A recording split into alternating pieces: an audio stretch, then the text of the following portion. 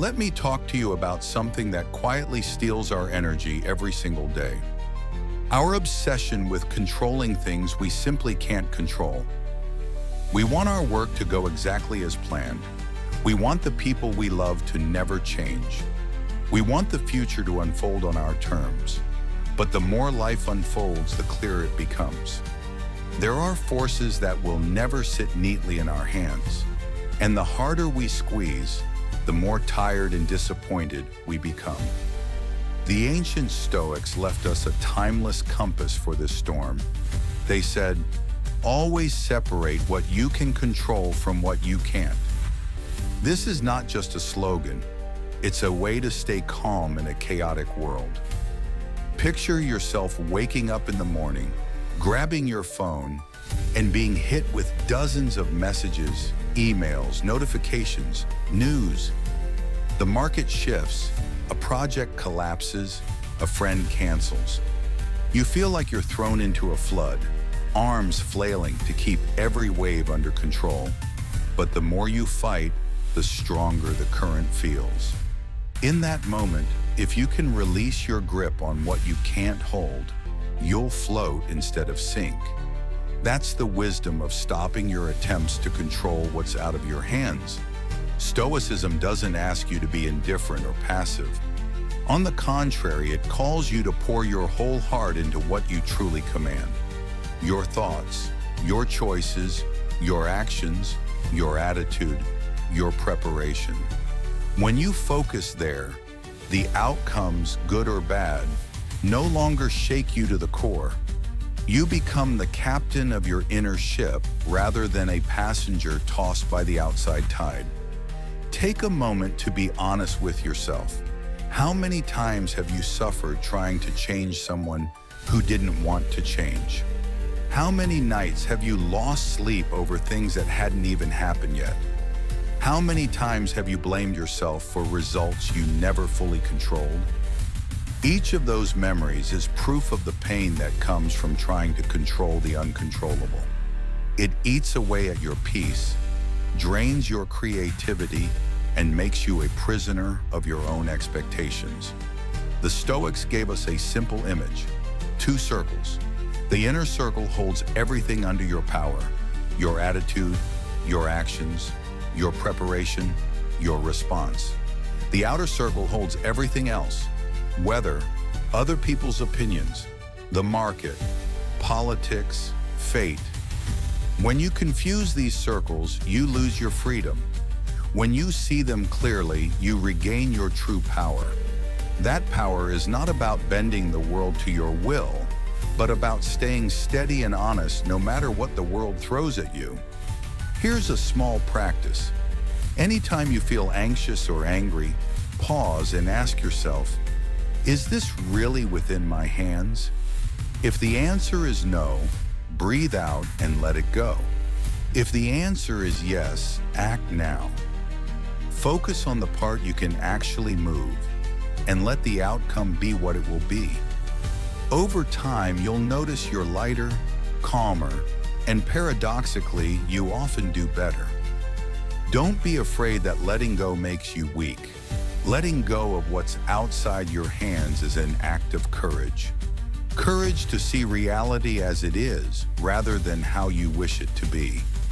Courage to accept uncertainty without losing kindness or dedication.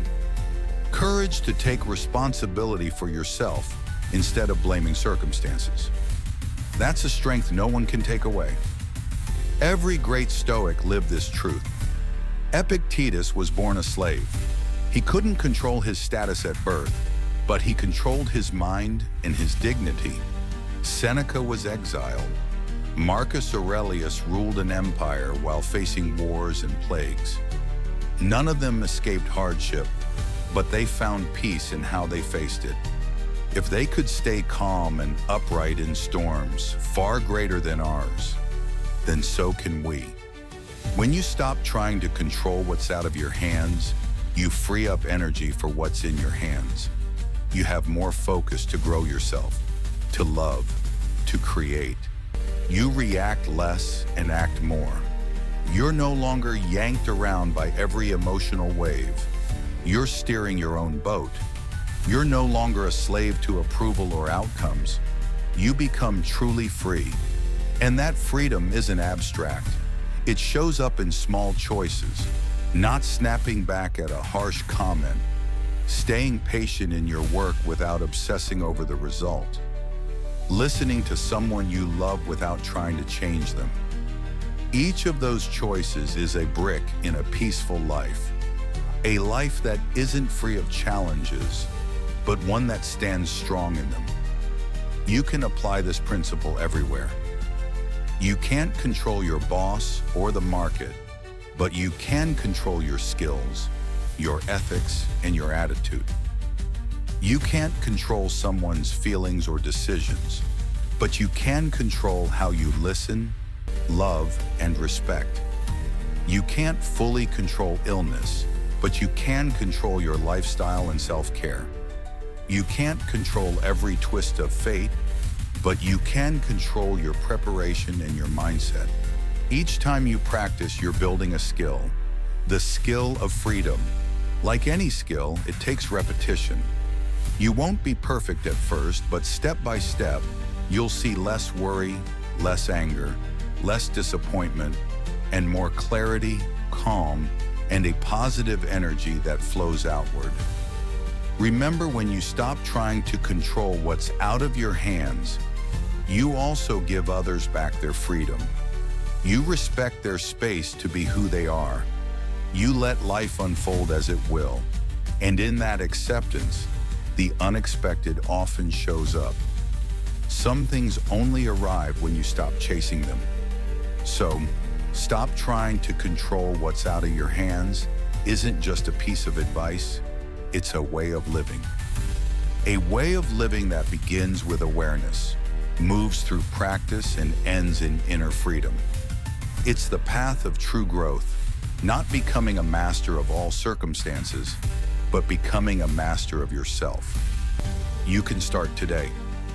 Right now, look at your life. What's making you tense? Is it really in your hands? If it's not, breathe and set it down. If it is, act with focus and calm. Do that again and again until it becomes instinct. One day you'll notice you're living a different life. Lighter, deeper, stronger. That's the deepest meaning of Stoic philosophy. It doesn't promise to stop the waves, but it teaches you how to steer. It doesn't promise you'll control everything, but it gives you power over the one thing that matters most, yourself.